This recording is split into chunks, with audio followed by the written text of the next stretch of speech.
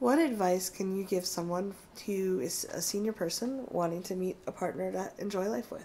Okay, so this is Cathy from theintimacydojo.com. And Reid from readaboutsex.com. Aha! So, while we have been seniors, it was like in high school or college. Yes.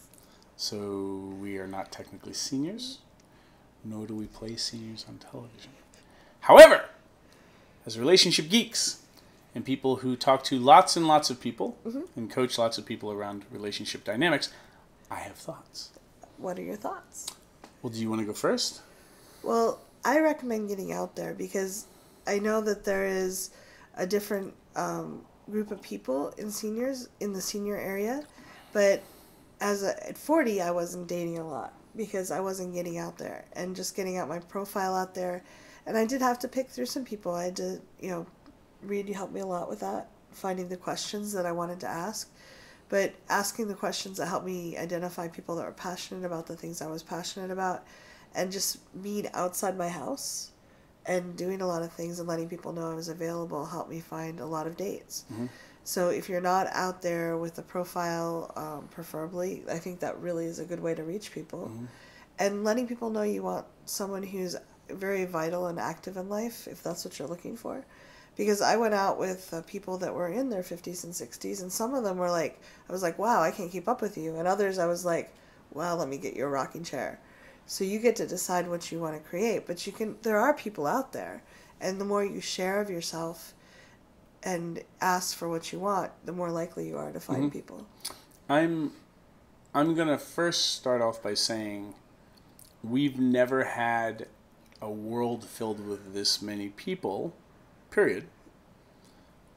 Now, we've never had a world filled with this many people who were above a certain age. So the senior population, the baby boomers, or, all these, there's a group of people who are single now in a way that's never really happened before in history. Mm-hmm.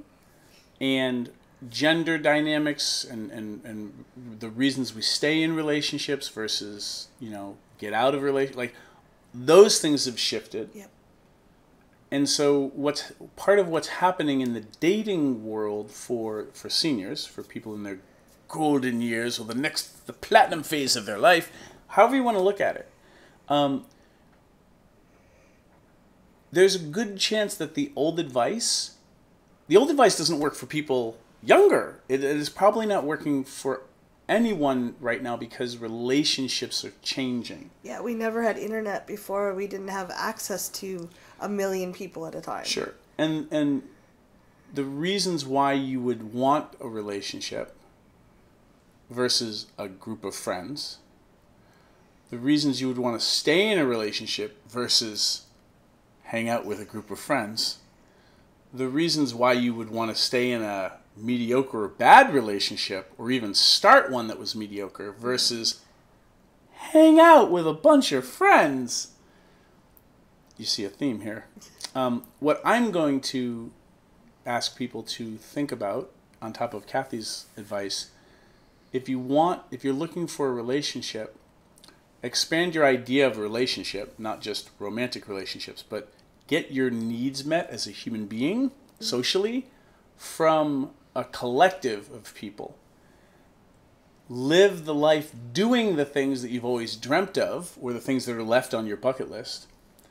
And as somebody who's adventuring and doing those things that are important and thrill you, the people that you meet, you will kind of be more thrilling to them because you're doing the things that make you happy. Yeah. And that will usually make you, introverts and shy people, it's a little bit different. People on the spectrum, everyone's different. But for the most part, you'll be living your life. Mm-hmm. So you will have a certain vibrancy. You may need to get therapy or work with somebody on issues of scarcity and fears as they come up. Mm-hmm. Because, even for me, I'm in my 40s now, my late 40s, I could imagine 20 years, 30 years from now, I will have thoughts of I'm at the, I'm coming in for a landing kind of a thing. So that's going to change how I look at the world. I can't speak for you, but living the life that you want will put you usually in the spheres of people who are enjoying the same things you're enjoying. And as you put yourself out there, you will then be living a life that you love, even though you're single, surrounded by ideally community and friends who love you and love the things that you do. And in that mix, the people who come in and out of your life or the people that you meet online, those are the people that you're auditioning for potential relationships that are romantic. Yeah. It's crazy. It's weird advice because we haven't had to give advice like this before around relationships. But I think that approach, will actually add more to your years, no matter how many more you have left, than waiting and trying to be somebody you're not to find somebody who will like you so that you can live the rest of your life. Yeah. And Reid talks about setting your intentions, determining your intentions for having a relationship. I think that really can help you narrow down the field quickly. So if you know why you want to be in a relationship and what you want to create out of your relationship, you can say, oh, that person's really nice, but they're not going to be a good fit for me. And it can save a lot of wasted time and frustration. Mm-hmm.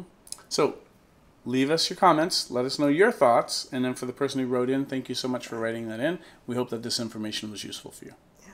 Bye. Thanks.